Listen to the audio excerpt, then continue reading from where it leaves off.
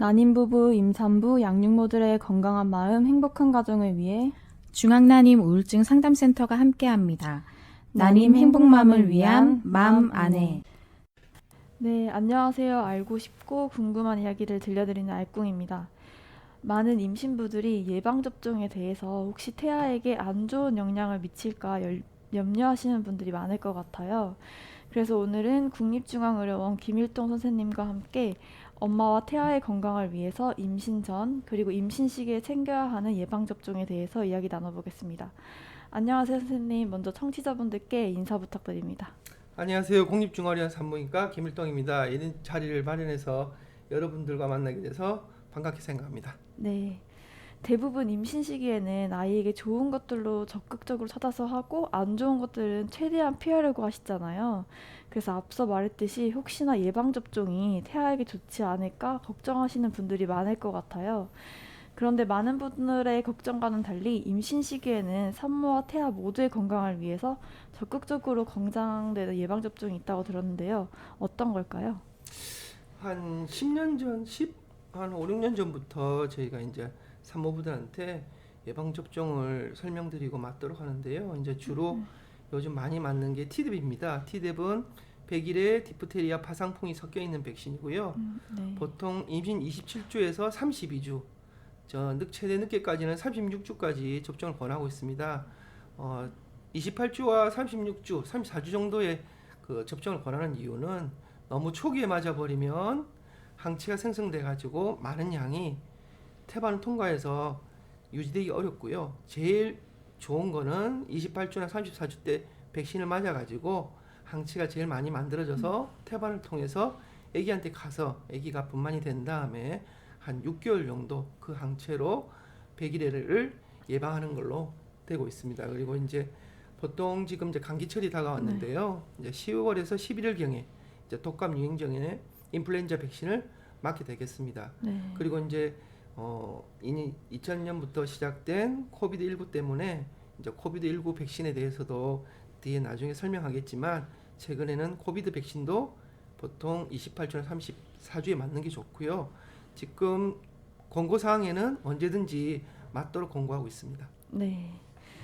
또 임신부가 꼭 맞아야 하는 백신이 있는가 하면 임신 가능성이 있는 가임기 여성도 피해야 하는 백신이 있다고 들었는데 어떤 종류의 백신을 피해야 하는 건가요? 임신을 준비하거나 임신 중에 산모분들이 맞지 말아야 될 백신은 생백신이 되겠습니다. 네. 백신은 생백신과 사백신으로 나눠지는데 이제 생백신을 맞게 되면 아기한테 영향을 줄 수 있고요. 보통 생백신 종류는 MMR, 홍역, 볼거리 풍진이 들어있는 MMR하고 수두 백신 되겠습니다. 그래서 그래도 이제 어떤 산모 중에 나 백신 맞았는데 한 달 안에 임신이 됐다. 이걸 어떻게 해야 되나요? 해가지고 굉장히 근심 걱정스러운 목소리를 물어보는데 크게 걱정하실 필요는 없습니다. 만약 이게 풍진이나 수두에 걸린 상태에서 임신이 됐다거나 임신 중에 걸리게 되면 문제가 되는데 그게 아니고 내가 백신을 맞았는데 4주 안에 임신이 됐다. 최근에까지의 케이스 논문에 의하면은 백신에 의해서 아기한테 어떤 문제가 생긴 경우는 거의 없기 때문에 크게 걱정하실 필요는 없습니다. 그래서 중요한 거는 만약 내가 계획 임신을 하겠다. 그러면 미리 항체가 있는 가 없는 가 확인해 가지고 항체가 없다 그러면 적어도 3개월 전에 되도록이면 4주 전에 백신을 맞아 가지고 항체를 만들어 주시는 게 좋을 것 같습니다. 네. 또 임신부뿐만 아니라 신생아와 함께 지내게 될 가족도 맞으라고 권고하는 백신이 있다고 들었는데 어떤 백신인가요? 예, 이건 이제 앞에서 말한 티드 백신을 말하는데요. 그래서 남편도 뭐 맞고 뭐 가족분들도 맞으라 그러는데 이제 저희들이 정확하게 이야기하면 임산부들이 맞고 임산부에서 만들어진 항체가 아기한테 가는 거고요. 네. 주로 이제 같이 맞으시라는 분들은 나이가 드셔가지고 항체 효과가 떨어져가지고 잘 걸리시는 분. 예를 들어서 우리가 아기를 낳아가지고 시아버지, 시어머니한테 맡긴다든가 나이 드신 친정 부모님들한테 애를 맡기게 된다. 네. 그렇게 된 경우에 이제 나이 드신 분들은 항체 효과가 떨어져서 100일에 걸릴 수 있기 때문에 오히려 남편분보다는 나이 드신 아기를 맡아주실 시아버지, 시어머니 아니면 친정 부모님들이 이 T뎁을 같이 맞아주시는 게 좋습니다. 네. 또 많은 분들이 예방접종의 부작용을 걱정하실 것 같아요. 임신부 예방접종의 부작용은 어떤 게 있고 또 예방접종 이후에 주의해야 할 점이 있을까요? 예, 이제 예방접종 부작용을 걱정하시는 임산부들이 많으시는데 약물 자체, 그러니까 백신 자체로 부작용을 일으킨 경우는 거의 없습니다. 그래서 주사를 맞으러 오셨을 때 이제 산모분이 너무 긴장을 하신다든가 너무 공포심을 갖는다든가 네. 이제 그것 때문에 주사 맞고 뭐 기립성 저혈압이라든지 어지럼증을 호소할 수 있는데요. 그래서 이럴 때는 주사를 맞고 물 한 잔 마시고 한 5분에서 10분 정도 안정을 취하신 다음에 움직이는 게 좋고요.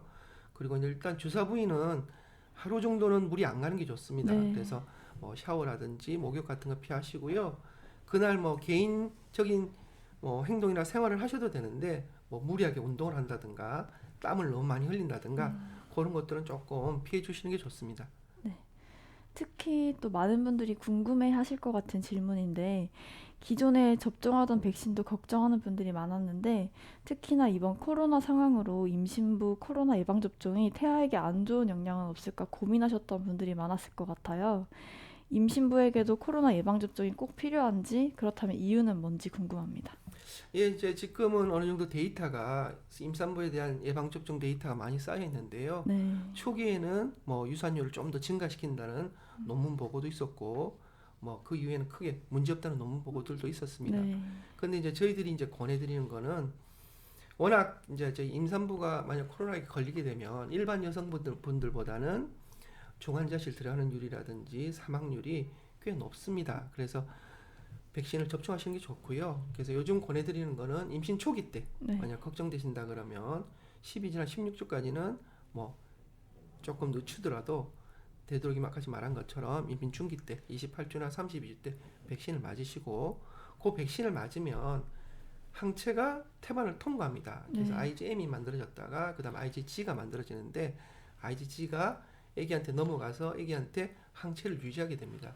근데 문제는 그 항체가 어느 정도의 강도와 어느 정도 기간으로 아기한테 코로나를 방어해 줄지는 알려져 있지는 않지만 그래도 태반을 통과해서 아기한테 좋은 영향을 미치게 되고 또 모유 수유를 하게 되면 모유로도 IgG와 IgA가 아기한테 넘어가기 때문에 네. 아기한테는 코비드가 들어온 거를 방어해 줄 수가 있습니다. 네. 그래서 뭐 크게 걱정할 필요는 없고요.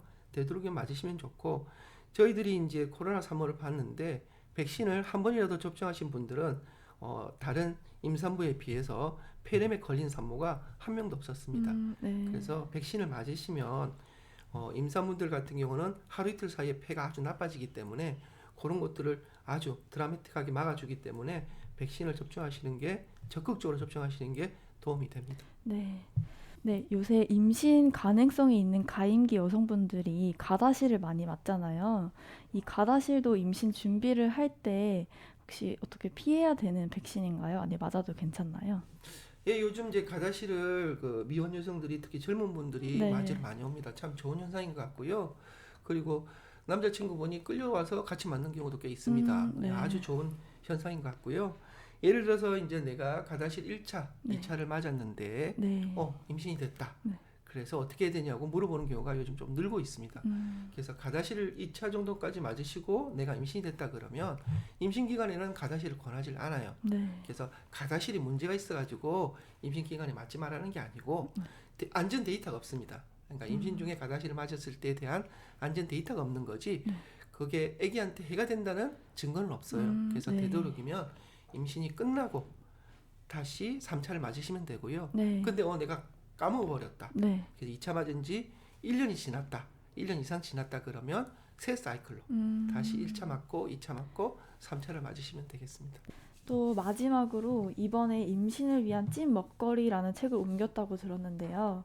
임신 중에는 섭취하는 음식에 대해서 많은 분들이 고민하시고 걱정하시는 것 같아요. 근데 이런 부분 해소할 수 있는 책이라고 들었는데요.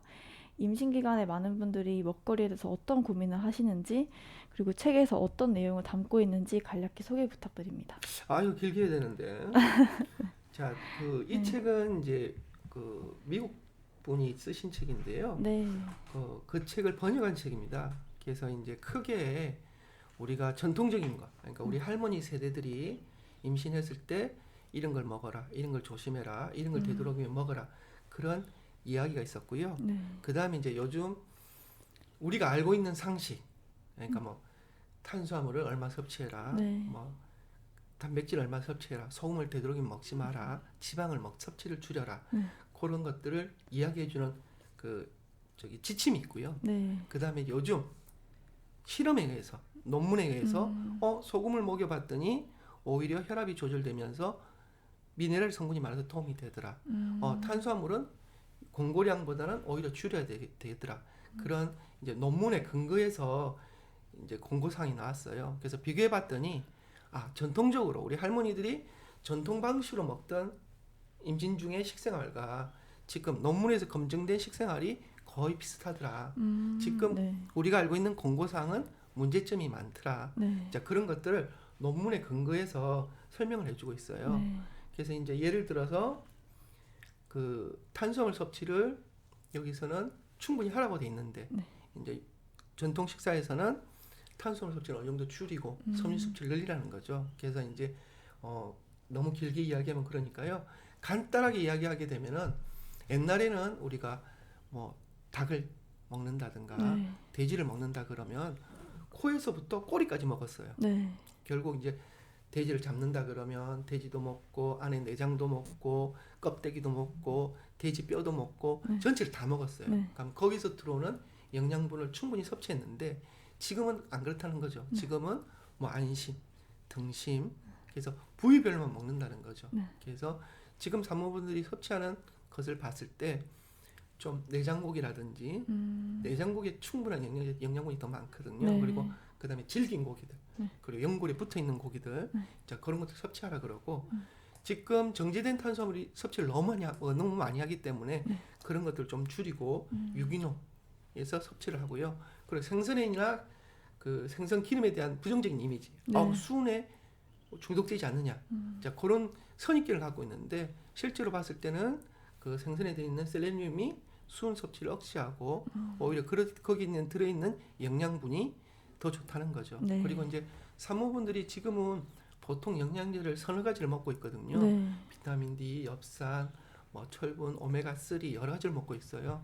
근데 이제 결국은 그거를 음식에서 섭취하는 게 제일 좋고 지금 우리가 영양제를 섭취하는 거, 예를 들어서 비타민이라든지 비타민 D라든지 비타민 A도 식물성에서 그러니까 이제 여기서 책에서 말하는 거는 제조회사에서 싼 거, 그러니까 식물성 비타민 A, 베타카로틴을 넣는다든지 네. 오히려 베타카로틴보다는 동물성 비타민 A, 그 레티놀 같은 쪽이 훨씬 더 낫다는 거죠. 그래서 음식으로서 충분히 섭취할 수 있다는 거. 네. 그리고 우리가 영양제를 만약 선택할 때 거기에 대한 정확한 지식, 네. 정보, 같은 비타민이라도 비타민 D3를 섭취하고 같은 엽산이라도 액티베이티드, 활성화된 엽산을 섭취를 하고 철분제라도 어떤 성분을 봐가지고 좀 더 흡수가 잘 되는 철분제를 섭취를 하도록 하고 네. 이제 그런 것들을 조금 알려주고 있어요. 네. 그리고 이제 마지막으로 우리가 일상생활에서 노출되는 독소들. 네. 그래서 여기서 제가 재밌게 읽은 거는 우리가 이제 가정에서 쓰는 네. 프라이팬 있잖아요. 코팅된 거. 네. 이제 달라붙지 말라고. 근데 그 코팅된 성분이 어느 정도 온도가 이상 올라간다든가 네. 상처가 나게 되면은 이제 우리 몸에 쌓이게 되죠. 그게 이제 네. 해소되는데 4~5년 걸리고 무쇠로 된 후라이팬. 네. 그러니까 무쇠로 된 후라이팬을 썼을 때 그 음식의 철분 함량이 많아진다는 거죠. 자, 그리고 유기농 계란이 우리가 상업적으로 키우는 닭장에서 키우는 계란보다 가격은 비싸지만 안에 있는 비타민 D라든가 영양분을 따져봤을 때는 이 가격을 충분히 감세한다는 거죠. 예를 들어서 유기농은 400원이고 네. 우리가 산 거는 100원인데 네. 영양 성분을 따졌을 때는 7배 이상 차이가 난다 그러면 차라리 유기농 계란을 먹는 게 산모한테는 더 좋다는 거죠. 그래서 여러 가지가 이야기가 있는데 큰 여기서 저자가 이야기하는 것은 아까 말씀드린 것처럼 음식을 조금 골고루 알고 먹자. 그 다음에 보충제도 무조건 받아들이는 게 아니고 라벨을 읽어보고 챙기자. 네. 그리고 우리가 일상생활에서 노출되는 독소들을 조금 피하자. 네. 그 다음에 운동도 약간 그 산모 운동에 관한 것도 조금 나와 있습니다. 그래서 읽어보시면 뭐 임신을 준비하시는 분이라든지 임신 중인 산모라든지 네. 그 다음에 이제 분만 후 관리를 하시는 분들이라든지 그런 데 조금 도움이 되는 책인데 번역서라서 조금 읽기에는 조금 딱딱할 수 있습니다. 네. 그래도 도움이 많이 되는 책일 것 같아요. 예. 네. 오늘은 김일동 선생님과 함께 임신 중 예방접종과 임신을 위한 찐 먹거리라는 책에 대해서 이야기 나눠봤는데요. 오늘 방송 들으시고 궁금한 점이나 공유하고 싶은 이야기가 있다면 청취하고 계시는 채널에 댓글 남겨주시면 모든 분들에게 센터 기념품을 보내드리도록 하겠습니다.